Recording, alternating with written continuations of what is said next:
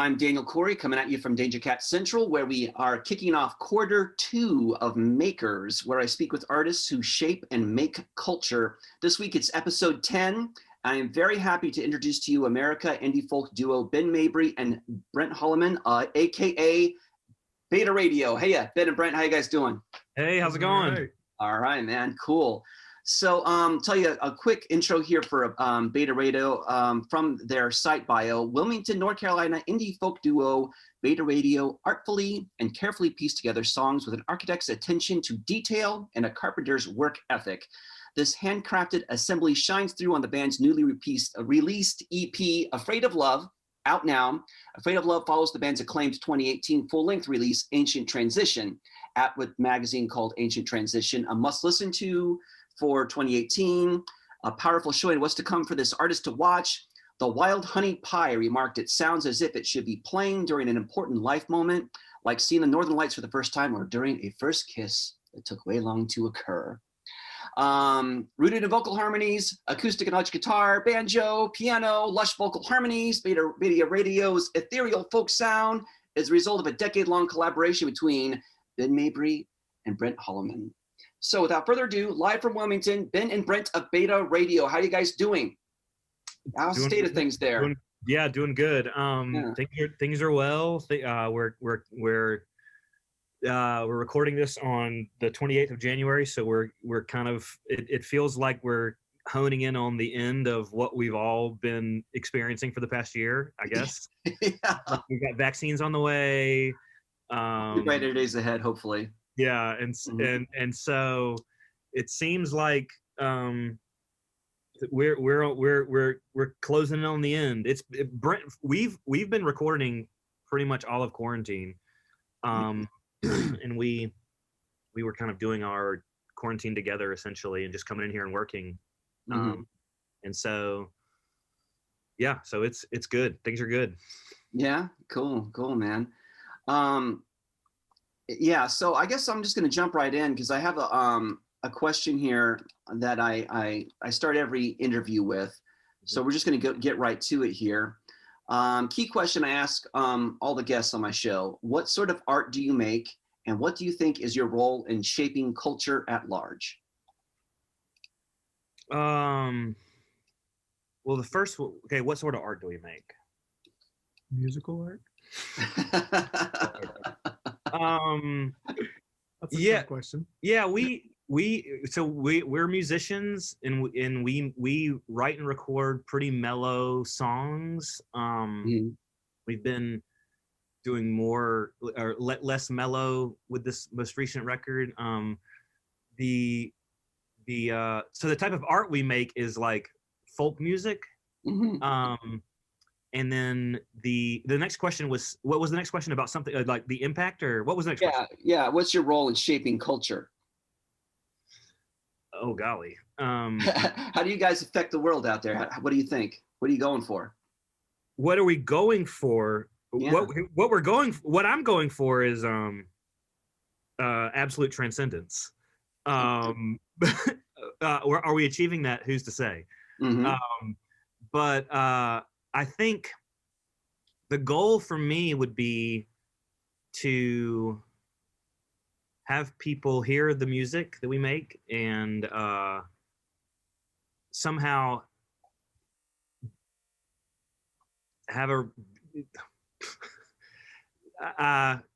I would want people to see them, to have their own humanity reflected back to them, or to remember what they are, or to remember that we're much more connected than we ever give ourselves credit for, or we're not as separate as we ever thought we were.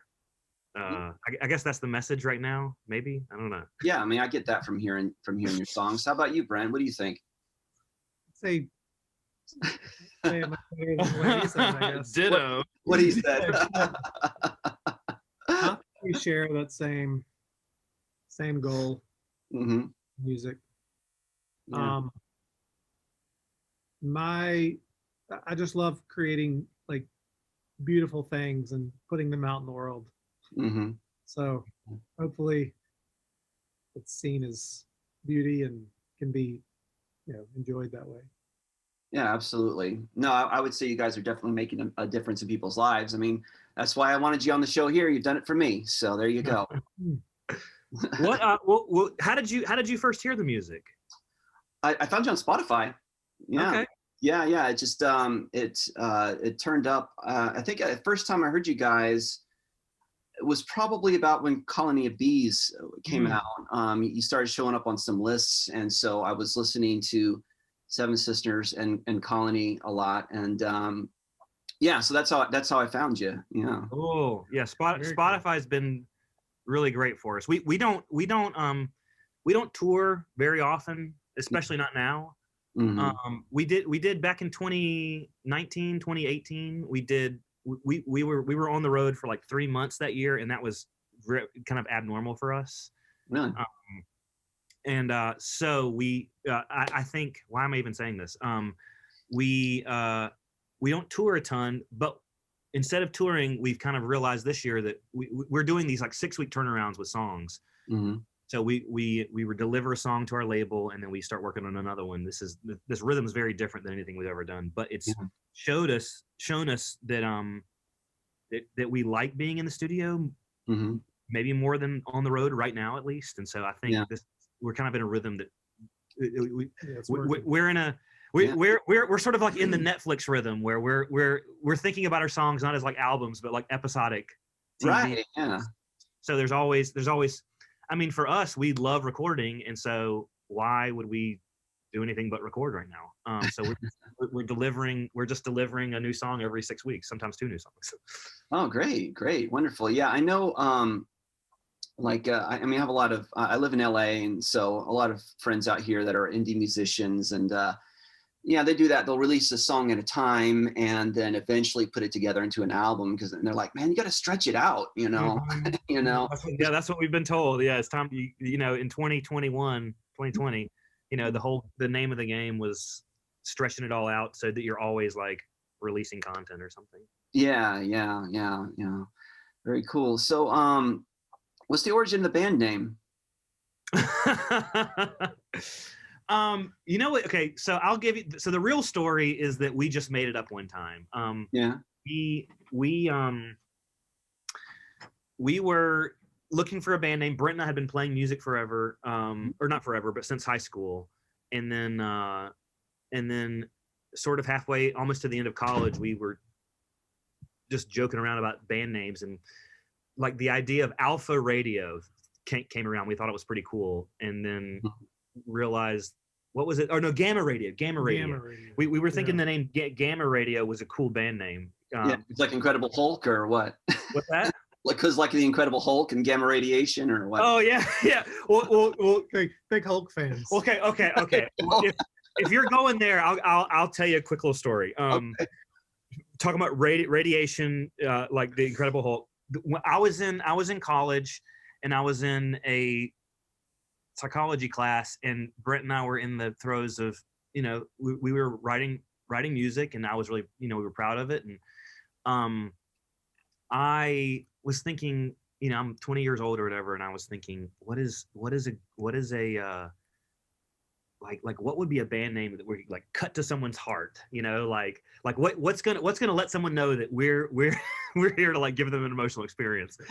And I started thinking, I was also, you know, gamma rays are the most apparent, like in physics, the most like penetrating rays as opposed to I don't know much physics right now, but like not X-rays or microwaves. Anyways, gamma rays are very they can cut through everything. And so my 20-year-old mind was thinking, gamma radio, we're gonna have such an impact on these people's hearts and minds that we're just gonna, you know, move them to tears, and we're gonna cut through them like a gamma ray.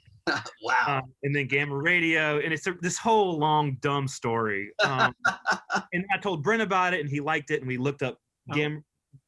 Yeah, I looked it up. Turns out, sadly, that it was a heavy metal hair band. We looked online, and there was a heavy metal hair band named Gamma Ray. Gamma Ray. With light and spandex and so hair. So we got out. We went on Wikipedia and got the Greek alphabet and just kind of went down the list, and that's the story. It's like, no, it doesn't mean anything. So we started with alpha, didn't sound good. No, it's not good. Beta, yeah, it okay. works. It's kind of the second try. Yeah. And some I don't know. What do you think about it? Is it a dumb name? Like I don't. It's memorable. That's the thing. That's all that really matters now is that it's memorable. Well, that's good. Like I've come to peace with it. But there were a couple years there where I was thinking, do we have like a dumb band name? Oh no! Don't no. Let me. It's too late. It's too late to go back because we got like these posters made and like, you got the coffee mugs. You got we got names trademarked. It just does. We can't go back now. Yeah, exactly. Exactly right. That's funny. Yeah, no, it's a good name. The band name thing. Yeah, I remember when I was in college in the '90s. I'm from Florida originally, so as another thing I was going to address with you guys. I'm glad to be talking to a couple of Southerners. Oh yeah. So we're kind of from that region, but. Yeah, in Florida, there was a thing with bands calling themselves Metropolis. There was like so many bands calling themselves that. Like there was an article in the local music news magazine, basically saying bands stop calling yourself Metropolis. So, oh wow, there was a bunch of them. Yeah, it was like all these, I think that was like the metal name at the time or something. I don't know, but yeah, that's funny. But and I had some friends here in town. They were calling themselves Sound of Cancer because their astrological signs are both Cancer. But then people were like, "Do you like Cancer?" Yeah, that's kind of a complicated name. And then they call themselves SOC, but then like you could not Google that, so now they're Bat Farm. So that was one of the reasons. Bat Farm. Yeah. That was one of the reasons we did choose Beta Radio. I think. One of the reasons why we decided is because it was two fairly unique words together. The only thing that we came across was Volkswagen has a type of unit in their old like Beetles and Bugs and stuff that is called the Beta Radio.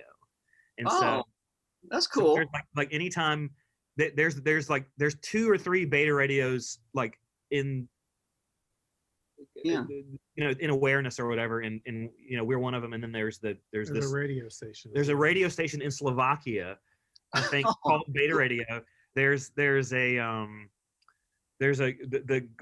Golf, the VW Golf or whatever, has a Beta Radio installed in it, and then us. So it's that we figured Beta Radio was unique enough that we could completing the trilogy. Yeah, that's cool. No, I'm thinking like a future like album or single cover could be like a cutaway of an old Volkswagen, like showing the radio. I've thought about how to I was working on a song the other day where Beta Radio was in one of the lyrics, and I was thinking, like, could we have an album called Beta Radio, a song called Beta Radio, and the band Beta Radio, and then like some of the lyrics, like how can we work that in? Just because you're getting kind of hip hop here, Well, yeah, getting very meta.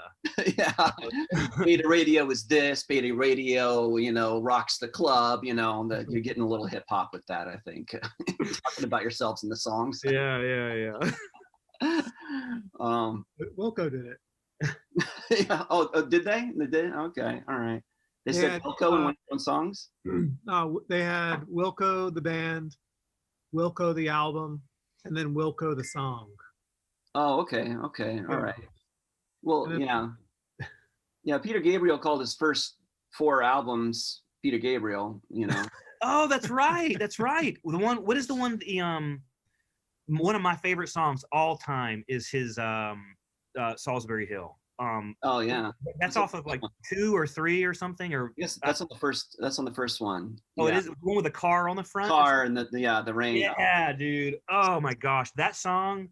That that song's in 7/8, I think, or 7/4 or something. Yeah, and it is. It just blows my mind.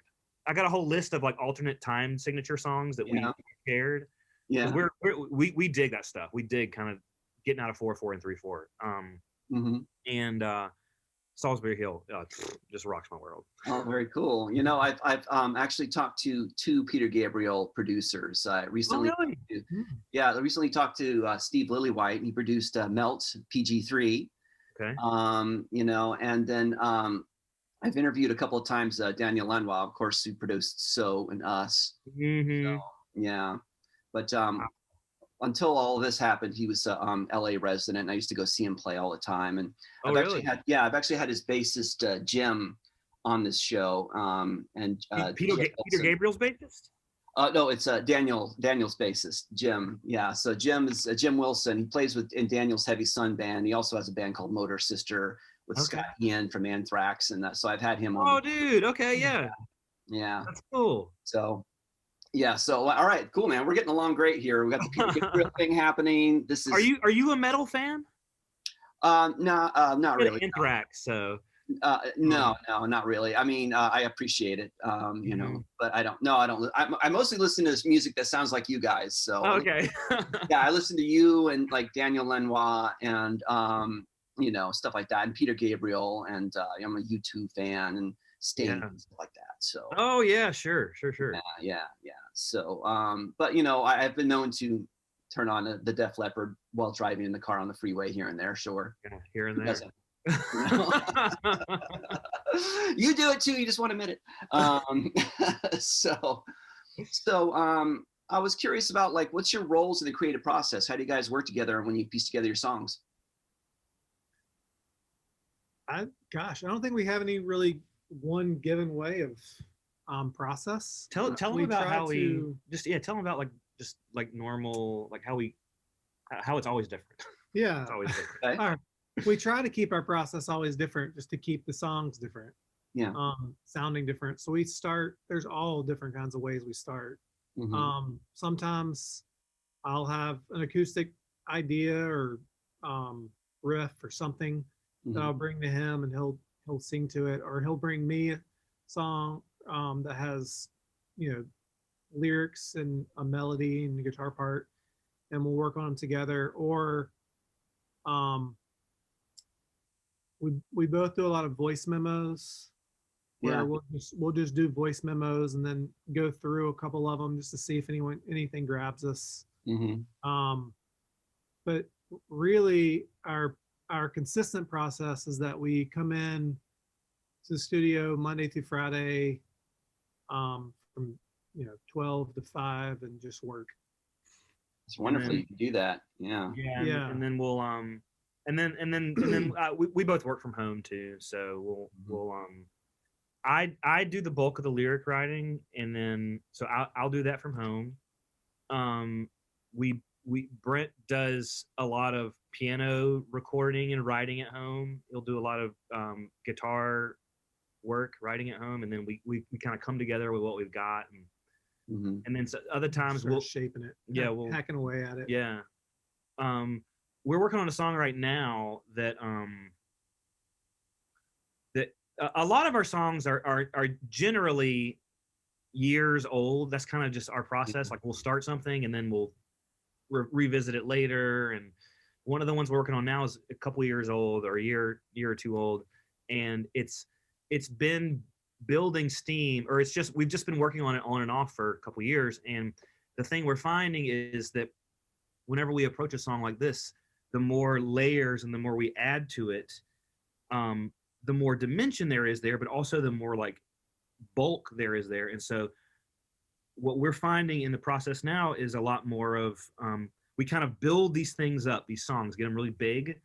And then we do like Brent said, we start hacking away at them. We're like, all right, what can we pull away? What can we reduce? So that it's almost like we're writing a song with ourselves from a year ago, and we're adding, and as we're growing as musicians and people, we're learning new techniques, and we're imposing them on these old songs. And so the songs are years old, classic beta radio with a lot of like new techniques built on top.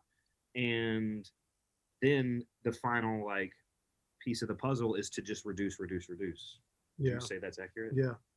The whole process the whole time is reducing and adding, but once we get to the end, we'll get to a spot where we try to take away as much as we can. And then, and that's fairly new. That's fairly new for this process. Like for the last record, for Ancient Transition, it was it was less reduced. I think we were. The truth is, we're just still kind of fumbling around trying to figure out our voice, even now.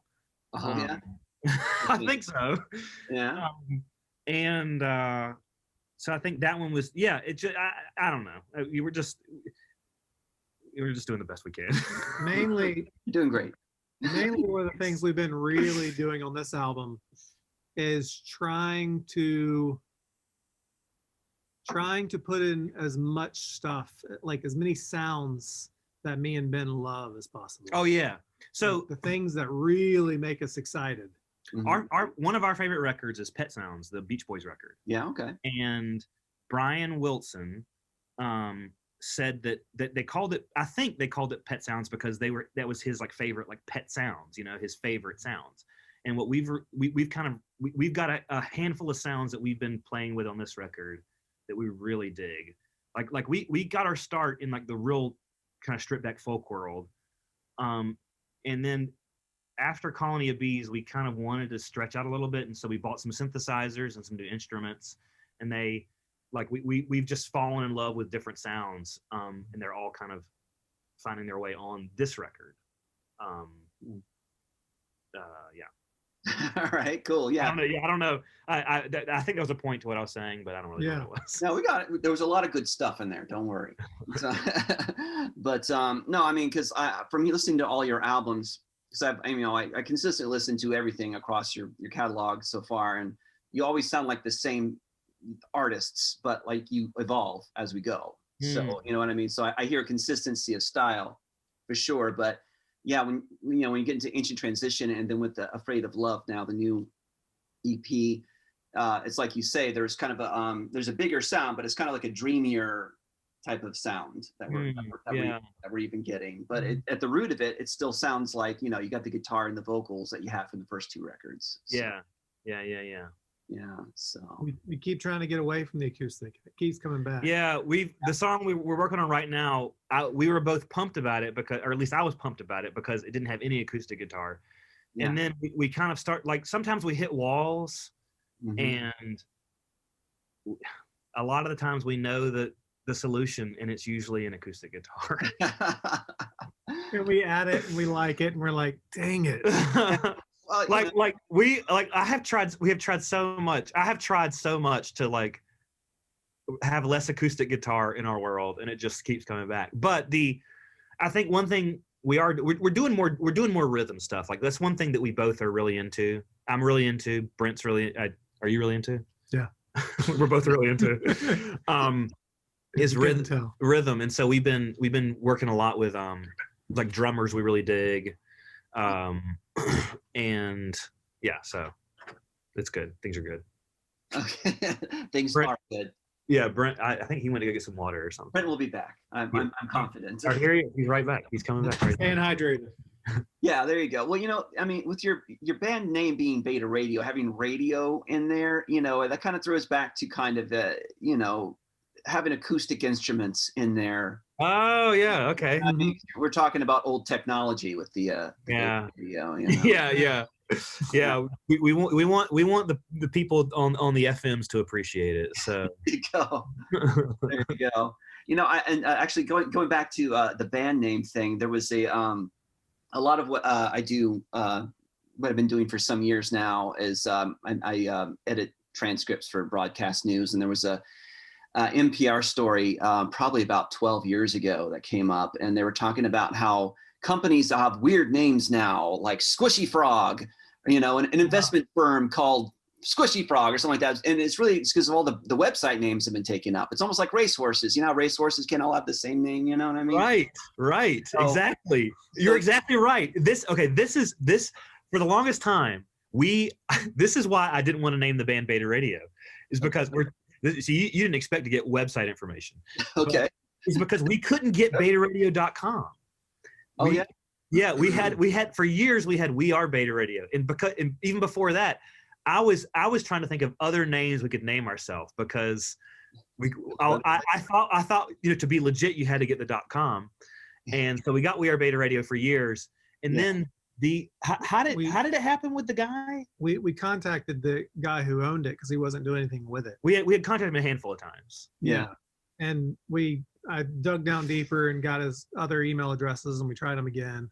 Finally got up with him, and And we were prepared to like this. This was early days. So we were like we were trying to figure out what is this worth to us. Yeah, I think we decided like we would not pay over like 3,000 or 5,000 or something. I think we weren't going to pay over 3,000. Yeah. And like we decided we can afford this. This is necessary. This is like early. We were making very little money in the band, and it was kind of like, all right, well, what do we do? And so we were like, all right, 3,000. So we get him on the phone, and he's like, yeah, I'll just give it to you.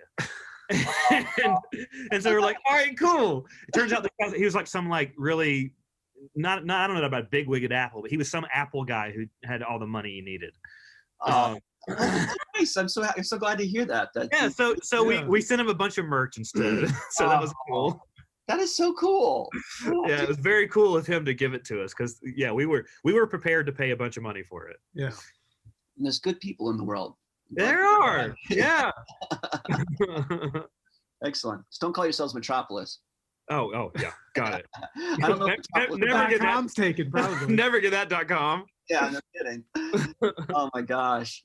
Yeah, it's so funny now that, I mean, the way the landscape has changed in the last 20 years that, you have to consider what web domains are available as to what you call yourself. The person who owned the Instagram Beta Radio gave it to us because he got sick of getting all the... No, it was Twitter. It was Twitter. There was someone else who had Beta Radio's Twitter account from years ago, and one day he messaged us and he's like, "Hey, do you guys want this?" And we were like, "Yeah, we're tired of getting your replies all the time." We were. It's funny, man. I know this is not like rock and roll information, but no, it actually is. This is perfect. We couldn't get any of the / beta radios. Like the only one we got was Instagram because Facebook. Someone else had the radio station in Slovakia that was is now defunct or something. Was facebook.com/beta radio, and our label was able to get that for us. And then our whole career has been a pursuit of getting the .coms. We're trying to now that I'm realizing it. We're trying to control all the Beta Radio. You gotta have dominance over something, Exactly. It's funny, but it's funny though, because like as we discussed earlier, it's not common in just the world lexicon, but yet it's I guess the three other people in the world that thought of that grabbed up these spaces. They wanted it quick. Yeah. Oh my goodness. That's funny. No, but actually, I have a lot of people that watch this show that are recording artists or aspiring or just artists in different disciplines. So all this kind of information actually is very helpful. Oh, good. Okay, cool. Out to people because just so you know, I'm actually the takeaway here for anyone watching is if you can't get the domain you want, just annoy the person that's got it until you can get it. Good advice. I'll be sure to pass that along. Yeah. But, very cool. Thank you for sharing that. And I talked to a lot of students too. Like I'm an alum of Full Sail University in Florida. Oh, yeah. And a lot of kids come out of there. And actually, my primary field that I've been involved in for the last dozen years or so is comics and graphic novels. So I have a lot of people that are writers that contact me and stuff. So whenever I get information like this from you guys, like I'll say, hey, watch the Beta Radio, interview, and they'll tell you all about domain names and their struggle, and that'll okay. Yeah. So this is good info. I'm sure your other artists are probably talking about chord changes and poetic, smart ways to write lyrics, and we can fill you in on how to get the best.com. No, it's usually stuff like this actually. Yeah.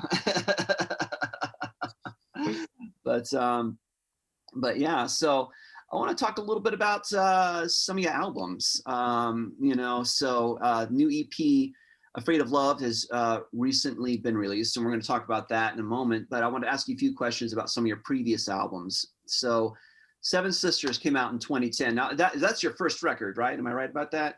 Mm-hmm. Yeah, okay, because I couldn't find anything earlier. So one of my particular favorite cuts is Darden Road. So I like that song a lot. So I mean, it has this kind of rousing anthemic feel. It's like a small arrangement for guitar, banjo, trumpet, vocals, but you have almost this raise the roof kind of U2 feel. Like this rhythm. That banjo riff kind of just lulls you into a state. So I'm just like, give me a story behind that song. I just think it's a really special one. Well, Darden Road is a road near the house that I grew up in. It's a real place. And it was so we had been writing songs before Seven Sisters for like 10 years, but just on and off. But they, we didn't record any of. We recorded some, but they've never seen the light of day. But Darden Road was my first. Like we knew we were going to write a record. We knew we were going to record some songs. Darden Road was, and that was my kind of one of my first attempts at trying to write like lyrics that I knew people were going to hear. How long did we played together for almost 10 years before that? Yeah, we became friends in high school, and we were playing music for about 9 or 10 years before we recorded Seven Sisters. But that one, it's what can I say about that song? I get hung up on nostalgia a lot. Maybe not so much as I used to, but I think for a lot of years I didn't quite know where I wanted to sing from, and what I mean by this is like I think I've sort of like found a place within myself where I like to sing from, and before I was able to locate that, I had to kind of like just throw a bunch of stuff against the wall to see what would stick. And I think that song was it was really it was an exercise in songwriting, and it was I'm trying to think of something interesting to tell you. It was we first came up with the song at Brent's apartment. He started playing the banjo. He had just come back from Ireland, and he had bought a banjo in Ireland. We had never introduced the banjo into our music before. It had always been acoustic guitar. As soon as he got the banjo and started playing, that was one of the first licks I remember him playing. It was one of the first licks I wrote on that. As soon as he started playing that, I don't remember if I came up with the guitar chords first and brought it to him. Yeah, I did. You already had the chords. Okay. Yeah. Well, and I had, and the reality is, we had been playing music for years before, but I hadn't played guitar hardly ever. Like I was, as we were recording Seven Sisters, I was just remembering how to play the guitar. So I was fumbling through that song. He recorded the banjo part. We thought it was really good, and then went to the studio to record it, and and just recorded it. Is there something interesting about that song?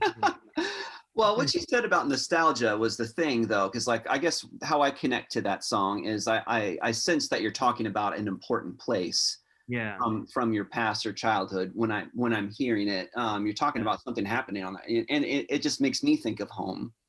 And, I think more than anything else, more than a specific that song, there's specificity in the song, which is important to me when in songwriting, to be specific about certain things. Yeah. But the overall vibe, just not meaning. I always am more interested to hear other people's like let them glean their own meanings. Yeah. But the overall gist is just more of, it's not about a specific thing. It's more about to elicit some kind of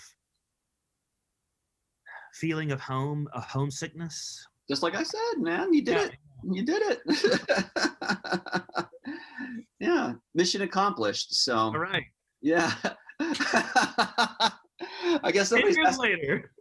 Has anybody asked you about that song before? Yeah. Okay. All right. To be honest, I'm so interested in talking about these songs because this is my essentially some of our my life work, but at the same time, it's like I feel like I don't even know how to talk about them. I just I don't know. I always feel like I'm prepared to talk about them, and then when it's time to talk, I don't know what to say. Well, yeah, that's understandable. But no, you're coming through. I'm getting you. I'm getting what you guys are. What you're putting down. No worries. So the 2014 release, Colony of Bees. So that was like a breakthrough for you, if I got that right.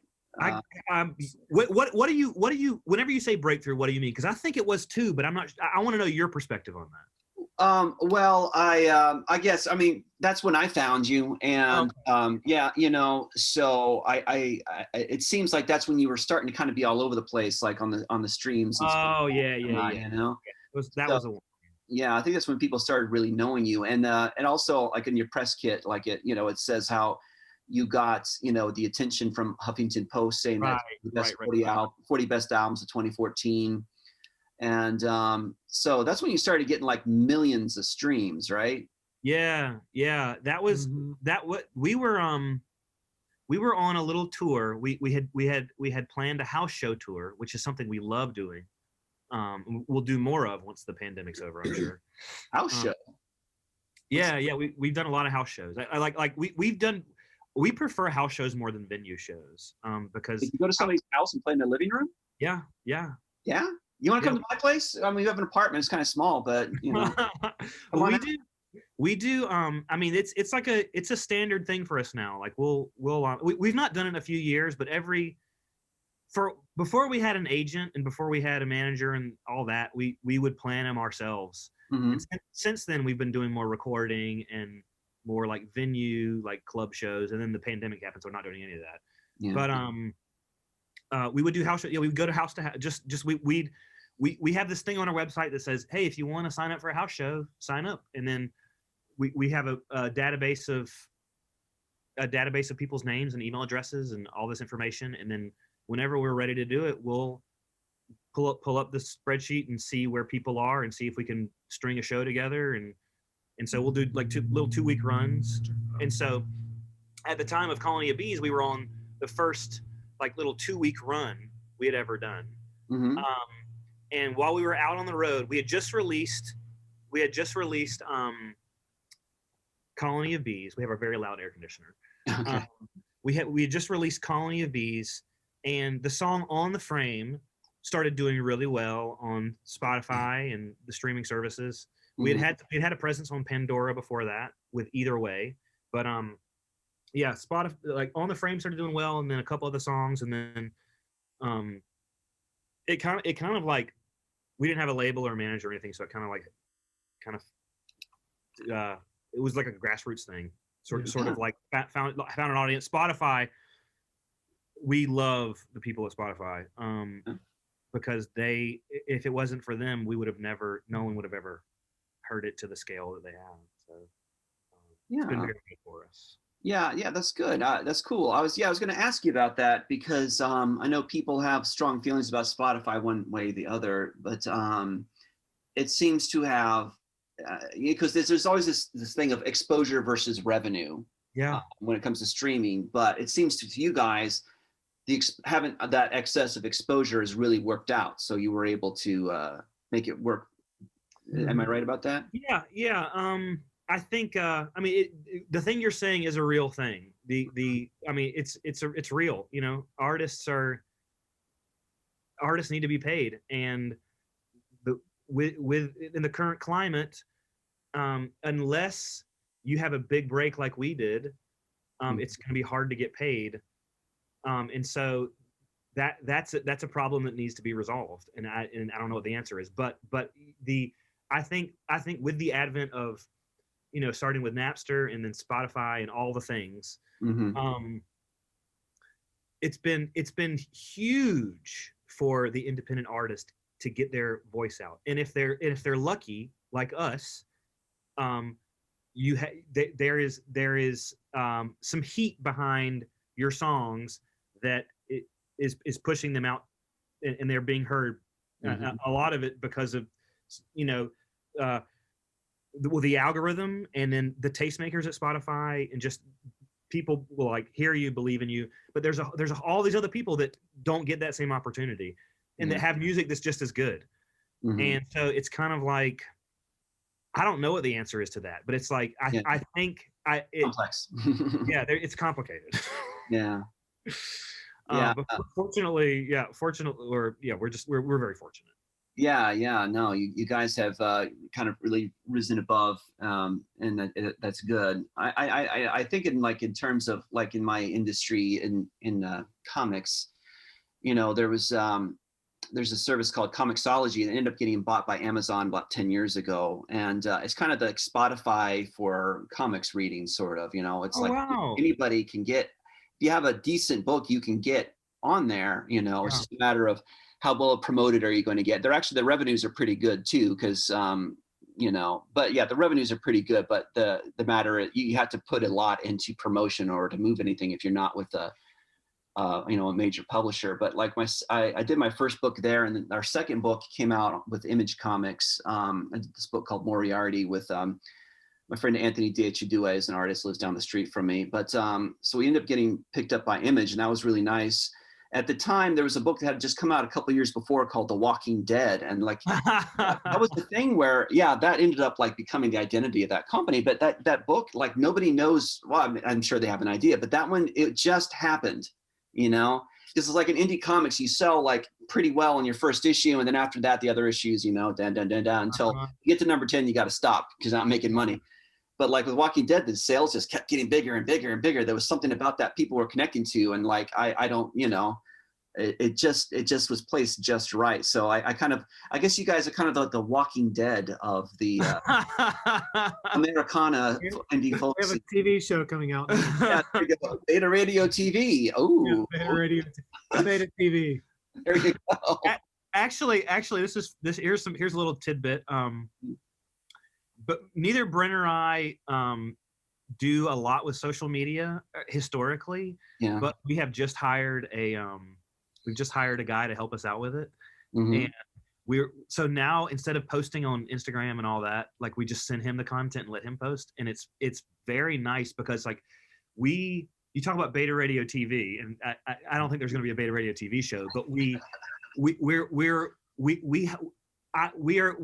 get so much joy and pleasure out of creating in here and being in this space, and we spend all of our day pretty much in like a flow state because we're doing what we love, which is writing music.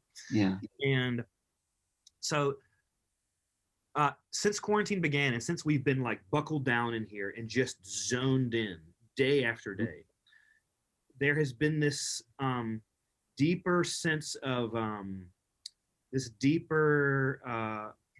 push towards like creativity in other ways beyond music. And I think we're realizing that there's things that we want to do. We want to manifest our kind of creativity in other ways. And so I say that to say that we've been toying around with different ideas of like little like 15-second like episodic TV shows that we could like film and put on Instagram or something and like give to our social media guy. Now that we don't have to worry about posting, now that we don't have to this is gonna sound like an old person. This is what my mom would say, but like I don't feel like I feel like the intuitive nature of Instagram and Facebook is like slipping out of my fingers. It's like it's not intuitive anymore, and it's like I don't know how to work it as well. Yeah. And giving it to someone else, like there's this whole new like fountain of creativity where it's like, oh, maybe we could like, what can we create? Can it be a TV show? Can it be this? Can it be that? There's a lot of, I don't know. There's a lot of you're focusing on just the creation now. Yeah, exactly. Yeah. So maybe there will be a Beta Radio TV show. I really hope so. Maybe this is the launch right now. This is when. Yeah. You could be our executive producer. Oh, thank you. And this is being recorded and going live, so everybody knows. There you go. It's going to be like the next MTV like sensation. That's what's going to happen. Yeah, Beta Radio TV.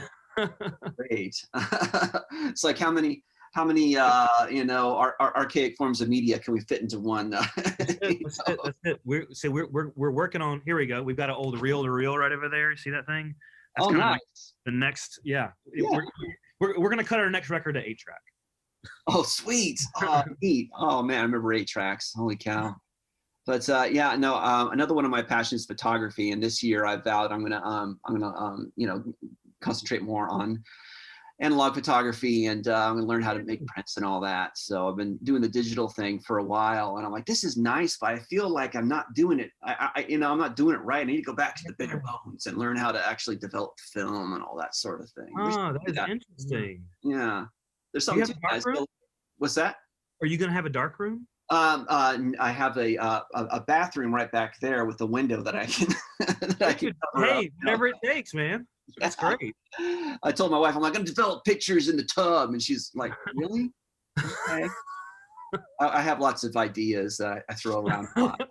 Yeah. I drive my managers crazy. I have literary managers that take care of my comics, and like, I call them up, and I'm like, I had this dream that I met U2, and I pitched to them a U2 comic book idea, and they said yes, and it just was so vivid and real. This is going to happen, right? They're like, well, that's a nice idea, man. Now, do you know if this is something they actually want to do? I'm like, no, you just need to contact them. I had a dream. You know, that they weren't like into the whole. Maybe we ought to talk, because we've been having this long conversation with our manager about like merchandise and content and stuff. Yeah. And we want, like, the whole thing we've been talking about, like, if we're doing this 6-week turnaround on these songs, and if this is going to be not indefinite, but at least for the next year, or less, maybe. Mm-hmm. Maybe with every 6 weeks, there's something else we can deliver. And like, if there's a way to start like a subscription thing where we were thinking it would be really cool to get involved with other creatives, other maker people, and get them to like hire someone to do a Beta Radio logo or something. Mm-hmm. And then put it on a T-shirt and do a limited run, and like whoever signed up for the subscription gets one of those every 6 weeks. Like there's like a delivery thing every 6 weeks, or like a screen printed poster, or a comic book. So, anyways, yeah, I say based on Beta Radio TV. Yeah, there you go. Radio TV comic book. Oh, yeah. How many archaic forums are we going to get together here? Oh my goodness, comic book podcast about that one. Yeah. Oh my gosh. Well, yeah. Well, you know, I'm thinking something along the lines of steampunk, perhaps, or steampunk. Okay. Yeah, I'm not sure. You guys would be like Tesla or something, saving the world. We'd have to. Let's talk. We'll think on this. All right. That said, comic books, the comic field is extremely perilous. So if you wanna double your troubles of whatever trouble you're having in the music industry, if you want to be twice as bad, dive into comics too. But have you ever heard of what is Brett's first comic? Dust Bunny. You ever heard of Dust Bunny or? No, but I love the title. Wild. Dude, I have a buddy of mine does comic books. Brent went to art school in Savannah, and and one of his friends is a big comic guy, and does a lot of. Yeah, so he knows the troubles. Yes. Often, yeah. The troubles. I feel like we're back in the 90s when all that the Ireland was like in all the movies and TV show. That's the troubles. Are you there? We lost you there for a second. Can you hear me? Hello? Yeah, got you now. Oh, okay. All right. I was just saying, when you said the troubles, I just think of all those TV shows and films from the 90s where the conflict in Ireland was such a big thing. Yeah. The troubles, down the Daniel Day movies. Yeah. Well, there's some more U2 trivia for you. You've talked about U2 a handful of times, and that was what was it? What was the terrorist group over there that they were? Was Sunday Bloody Sunday about some kind of terrorist thing in Ireland in like the 90s or something? Yeah, it was in the like or 80s. In the 80s, yeah, because that was on their War album from '83. Mm-hmm. Yeah. So like the Northern Ireland conflict and like the Sinn Féin groups and all that kind of thing was a subject that started coming up a lot, and then it started making its way into media a lot, like. Those Tom Clancy movies, like one of them, like that Patriot Games movie, is all about the Iron. Oh yeah, remember that? It's a great movie. Yeah, and then do you remember that movie In the Name of the Father that Daniel Day-Lewis did, and it had Bono and Gavin Friday did the soundtrack? I never saw it. Oh, that's really good. The opening song to that, In the Name of the Father, is Bono and Gavin Friday. It's not, people don't know it hasn't been heard that often, but I'd say go check out that soundtrack album and hear that first track. It's really, really cool. Okay. But it's just when you said the troubles, it just kind of brought all that back. Doing a lot of Netflix watching after work in the evening. So my wife and I have been together since 1996. So it's like every movie that came out in the 90s, we went to see on a date together. Because we're in college, you could see a movie for $3, So we're doing a little 90s review right now. So a lot of that's been coming back. So, nice. Yeah. Nice. Well, let's get back to your music because I don't want to keep you guys too long, but I got a few more questions.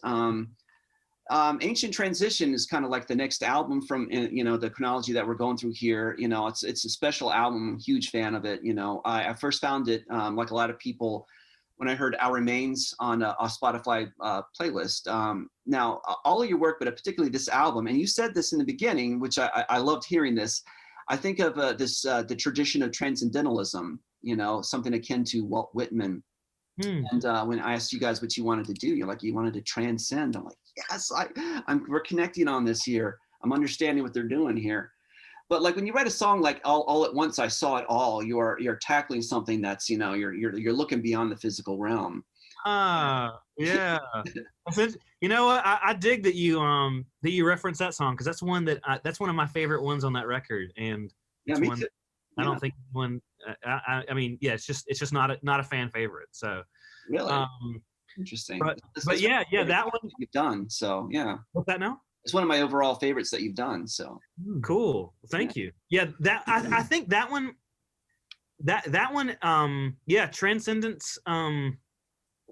I came up in we both came up in a pretty conservative, like fundamental community here in the South. Mm-hmm. And I think there's just been steps, you know, over the course of the past 5, 6, 7 years, I guess there's just been, you know, slow kind of steps out of that. Mm-hmm. And I think that song is me like grappling with that a little bit. There is that song was my first attempt to sing about what I felt was happening inside of me, which is this there is I've been paying a lot more attention to my own like consciousness and my own awareness, and I think that song was trying to that was me attempting to sing about this thing that I didn't know how to talk about. Yeah. And going back to one of the other things, that song was one that had existed for years before. It was it kind of came around by a fluke, and that was one of the first ones that we really played with the synthesizer. Like that was that was the first time I fell in love with a synthesizer, and realized the potential of it. Shaping the sound. Yeah, shaping the sound of the song. Cool. Yeah. What I like when you guys incorporate the synthesizers, you know, it's not like, oh, here's our synth song now, big analog pad to fill up all the space. You know, it ends up being part of the atmosphere, and you guys blend it well with what you do with the acoustic instruments. So I like that. But yeah, like that song is just kind of a landscape. You know. Yeah. Which is what we really started pushing for during that album. Just trying to do creating atmospheres. Yeah. Places to live in. I think that whole record was sort of an attempt, lyrically, maybe not the whole thing, but a lot of it was an attempt to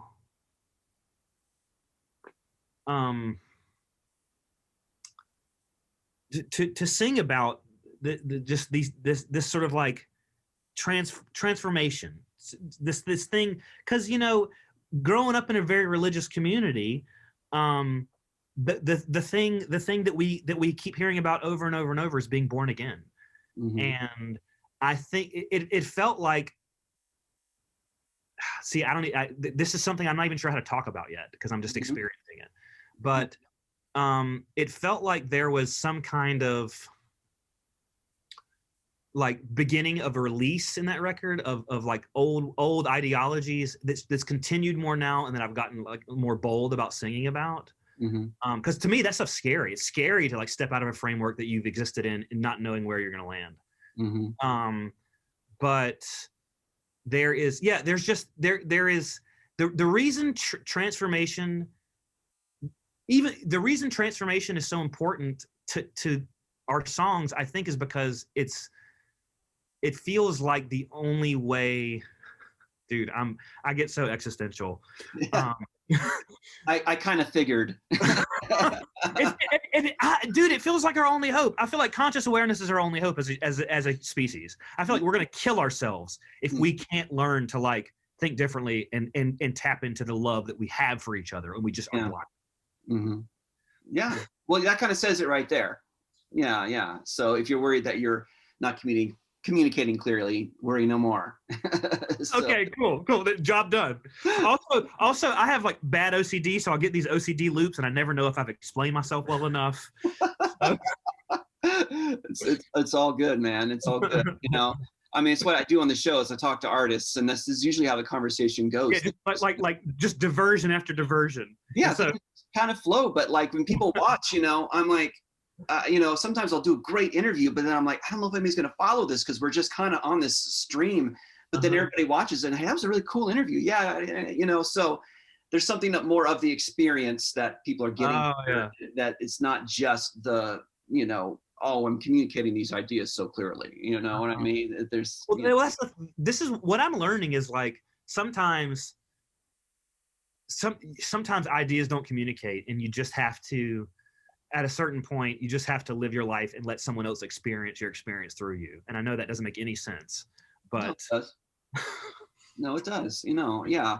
I think of the Bob Dylan tune where he's like, I wish, you know, for a time you could walk in my shoes, and you know what a drag it was. You know, he says, I wish for a time you could walk in my shoes. You'd know what a drag it is to see you. But oh yeah. Oh, Bob Dylan, he's like a freaking, you know, beacon of light to the whole community. Yeah.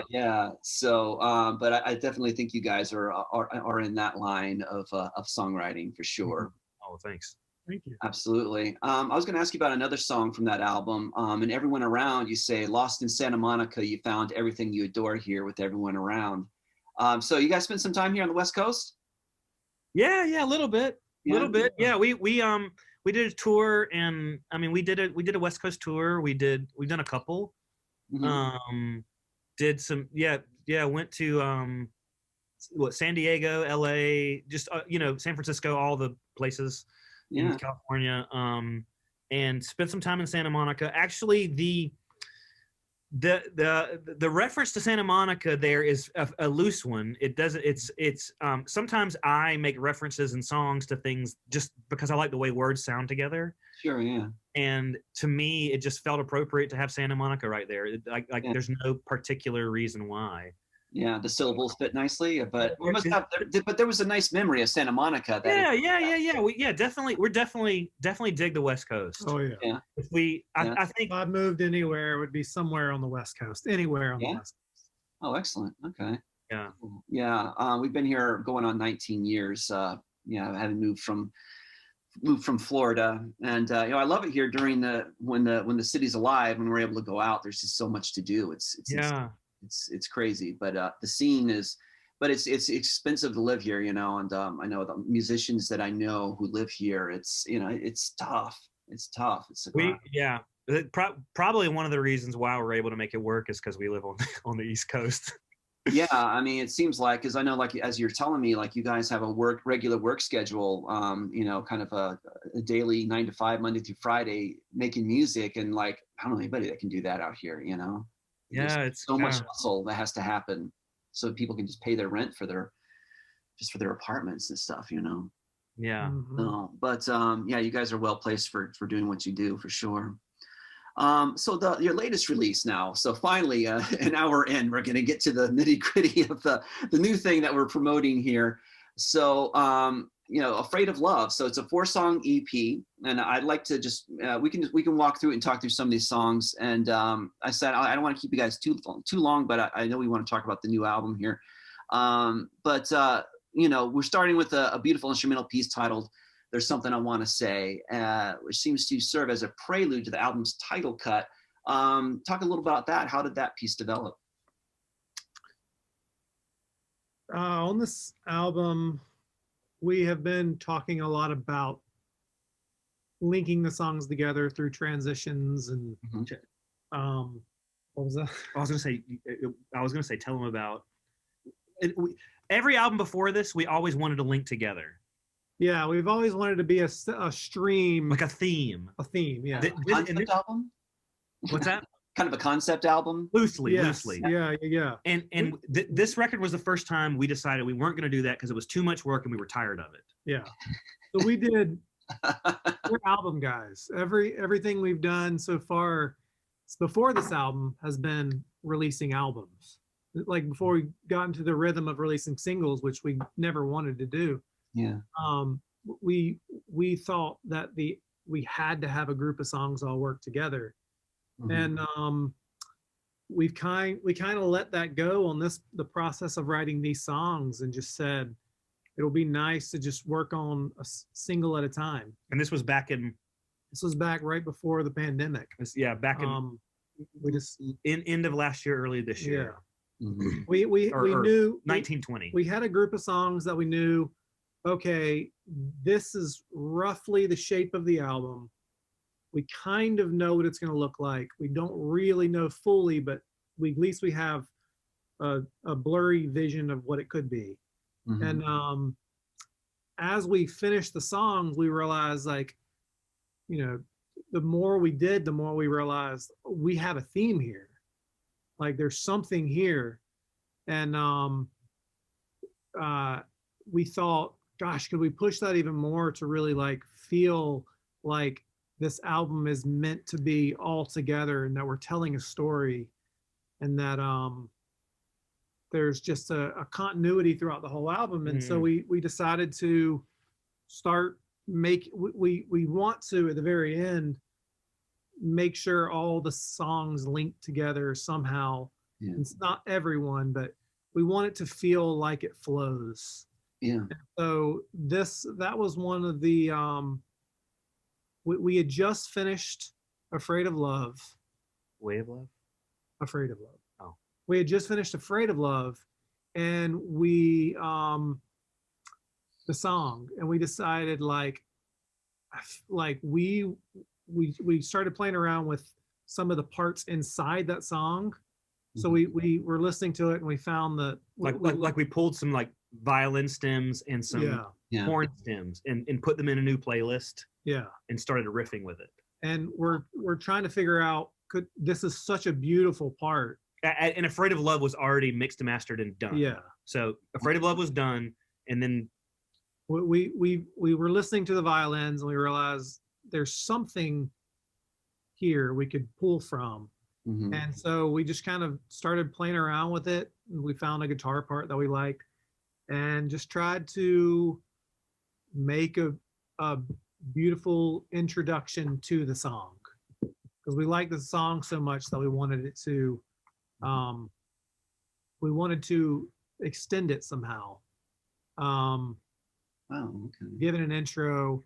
And we've been doing that with other stuff too, looking through, finding I think the next song that will release, the parts on that song were pulled from another song that will be coming out later. And whenever we do this, it kind of makes the makes the record kind of like fold in on itself a little more. Absolutely. It feels more like it's like one thing. So so the opening track, there's something I want to say. It was birthed this is all pulled out of Afraid of Love. The violin part was definitely pulled straight from him. We reshaped it and did stuff with you changed the key. The key. If you change the key, so the underlying violin part that he's playing, it is augmented by other instruments. It pushes and pulls into different parts that you don't think it's going to go, and just try to follow that. And it's a fun little exercise. Yeah, it's really smart. We got a song coming out in February called "Year of Love" for my birthday, right? Yeah. What day's your birthday? February 7th. Oh, I'm 16th. Oh, get out! Awesome. February rules. Yeah. Okay. So we're both celebrating our birthdays, and we're hearing a new Beta Radio song. Awesome. Loving it. But the one coming out in February is it's called "Year of Love," and it is going to it's another song within a song. In that regard. Song that's actually pulled from the one we're currently working on now. It doesn't have a name yet. It doesn't have a name yet. Okay. All right. So yeah, we're trying to find themes, find hooks that we like in the songs that we've already written, and find ways that we can emphasize those hooks or emphasize just a atmosphere and continue that throughout in different ways. That is very cool, guys. Thank you for letting me in that creative process. I'm learning a lot by hearing this. So very cool. The title track, the idea, the title, "Afraid of Love," is just brilliant. And an experience I had of this, my wife and I, we go on a lot of drives through the mountains or to the ocean on weekends, since we can't be social. On a recent drive to San Pedro to watch the sunset, I played "Afraid of Love" EP for her, and we got to the title song. I said, I wish I'd thought of that. I'm afraid of love, but I can never have enough. It's just such a brilliant idea. I'm like, human nature is full of contradiction, and you just kind of really capture it in that phrase. So. Oh, cool. Yeah. Thank you. So, yeah. Just was that what you were thinking of when you were writing that song? Was this, this contradiction of human nature? What was I thinking when I was writing that song? I was just thinking, I'm afraid of love. I want love, but I'm afraid of I want vulnerability, but I'm afraid of it. I want, connection, but I'm afraid of it. It's just like, I think I would, that's my experience. I guess other people have their own experience. It feels like this thing that is like the most valuable thing and the most scary thing. Mm-hmm. And also it's sort of a continuation of what we were talking about, like thematically, this record. I found, like, I spent a lot of years not wanting to write about love because I felt like it was overdone, and I felt like I had done it too much, and I was just so sick of it. And then, but then, some things towards the end of 2019, some things in my life got very difficult. And then 2020, the pandemic came, and then the summer, all the racial justice stuff started happening. On a massive scale. It was clearly there was an underbelly there, obviously, beforehand. But it was just, we're seeing all these things happening on such a massive scale. And it was like, the other thing that came along with that was I spent a lot of years, especially in like a religious community, thinking about the future or like dwelling on the past and like not able to be present.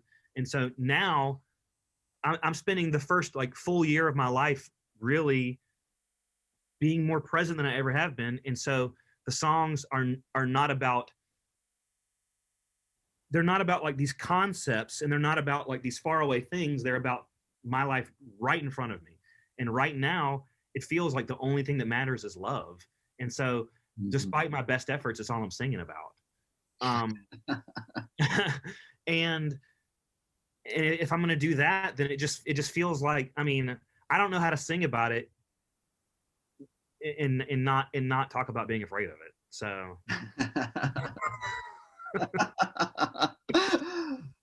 yeah. So there's some information. We're just laying it all out right now, man. What'd you say? So we're just laying it all out. Talk about vulnerability. It's happening. Well, I do not like to be vulnerable at all. But I've decided that I'm just going to lean into my vocation and just, even though, like, just talk about these things, even though I don't really want to. So, yeah. Someone's got to talk about it. There you go. Might as well be Beta Radio. That's awesome. And it's interesting what you say, because like I came up, I'm Christian and came up in church and stuff and all that as well. And there's certain things that the church as a whole will focus on. It's like you say, like looking about the future, what's going to happen, or looking at the past. But really, at the core of it, there's so much stuff in the Bible is like about be still. Oh, dude, yes, yes. You know what I mean? Yes. So, and we constantly forget that. And so, and that's part of what I like about your music, because I identify through it, even if like I'm coming from a different place, I still identify with what you're saying through my prism, because, there's so much that we forget, and a lot of being still has a lot to do with it. Oh, dude. Yeah. 100%. Being in the moment, that's really, and that's in Christianity, that's really like really supposed to be the most important thing, but that gets largely forgotten by. Well, yeah. The kingdom of heaven is at hand, Jesus says. It doesn't say, he doesn't say it's 100 years away or whatever. Right. Yeah. So, Yeah, so, and that has a lot to do with why I connect with you guys' music. So, Oh, cool. Yeah. Tradition that I come from. So I really appreciate that about you guys. So yeah, man, Don't Leave Me Behind, beautiful song. First line's taking a bit of what we were talking about, transcendentalism. Sometimes I feel what I can't translate. Sometimes I sing the songs I cannot say. So please don't leave me behind. Mm-hmm. So again, we're getting contradictions. You know, I feel what I can't translate. I sing what I can't say. You know, there's a lot of complexity in that. So you know, where do those lines come from? Just kind of on the same. Yeah, they let me think about this. There's a lot of complexity there. That feels like the truest thing I can do. Like nothing feels uncomplicated to me. Yeah. And so you're afraid of love. And yeah, I think that's the truest thing I can say. Sometimes I feel what I can't translate. Sometimes I have feelings that I don't know how to tell you about. Sometimes I sing the things I cannot say. Like I can sing it, but I just can't say it. And yeah, there's no subtlety there. That's just real. Yeah. So and where it came from a place of me feeling like I didn't know how to say the things that I was feeling, and knew that I wanted to say them, and knew that I wanted people to know how I felt about them, but not knowing how to say it any other way. And just like that song is just, it is an not an exercise. It's just me. It's just me trying to talk about how I feel, and just feeling like I don't have the tools for it. Yeah. And feeling like the only way I know how to do it is to sing about it. Yeah. And so, yeah, so that's.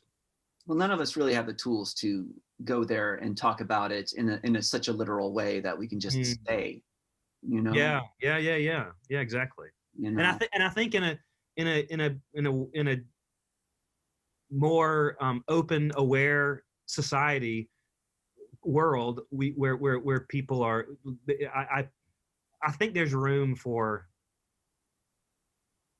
What am I saying right now? I don't know what I'm saying. Here, we'll just forget that. Okay. Well, maybe you're thinking about, you know, putting something out there that's a bit ambiguous to let people live on. That right there, what you just said, that's my philosophy in songwriting, in lyric writing, is there, like, ambiguity is not your enemy, but it's also not your friend. There is some kind of line that I'm always walking that I never really know if I'm walking right or whatever. And it's this kind of like enough of me but not too much of me ambiguity. But like I have a philosophy on songwriting that I don't really that is particular to me, and so I every time I try to talk about my songs, I break down. Like I hit a wall and I don't know where to go. And Brent just laughs at me every time. What happens every time? Why don't you talk a little bit? Come on, Brent. You got nothing to contribute on that. Yeah, every interview, this always happens. You guys have been working together a while. I think you know how it goes. The label every 6 weeks is like, all right, we need a blurb about this song. We need you to write something about this song. What is this song about? And it's like, I always feel like so under the gun, and I know I shouldn't, but I just never know what to write or what to say. Well, you know, you already said it in the song. yeah, exactly. You know, just give them a snippet. Just give them the chorus to the song. Like, here, this is what it's about. Boom. Yeah. This is what you figure it out. Yeah. You know, it's interesting, and I'll do a little name dropping here. And this is a story that I've told a few times on other episodes of this show, so my regular listeners are gonna be like, "Oh, he's doing this again." But it was 2 years ago. I got to go to Daniel Lanois' house. He had a party, and they were doing a lot of gospel music. And he would float around and talk to people here and there, some, but mostly for about 5 hours. he and his guys gathered around this organ, and Johnny Shepard is this guy who plays B3 for him. He played organ, and they just sang and sang and sang and sang. And I was telling my friend James here about that. And, like I talked to him a little bit, we said hi and stuff, but really he just sang all night. And he's like, that's probably just how he talks is singing, So at some point it's like, man, you got something to say, just keep singing, because if you can't say it, just keep. Yeah. That resonates 100%. Yeah. Cool. Well, now we're down to the final track here. Hope you change your mind. Beautiful duet, love song, sad song of loss. Tell me about who the other vocalist is. There's a female vocalist that you kind of ping pong back and forth with. You paint, and all of you together kind of paint both sides of a wonderful and sad picture. So I want to talk about that just a little bit. The vocals on there are my wife's vocals. Oh, she sounds wonderful. My wife sings with us. So far all the female vocals that we've recorded have been her. Oh, what's her name? Amanda Holloman. Okay, cool, nice. And this she sings a bit different on the song. We're pushing for a different sound. The song this song is Oh, time to go. No. Let me that's my parking. Let me just re-up on it real quick. Yeah, that one that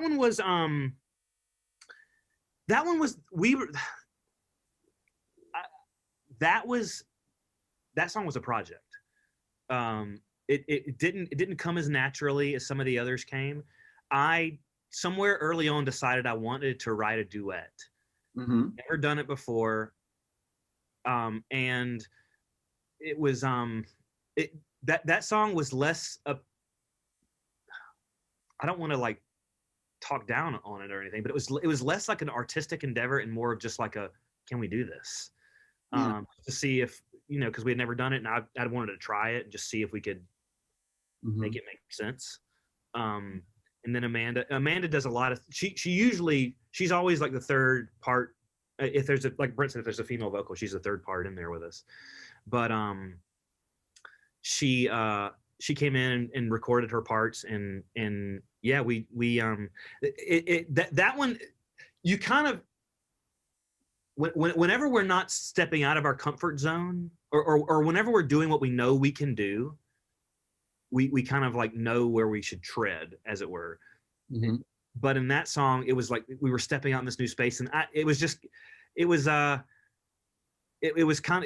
really just an exercise to see what we could do, really.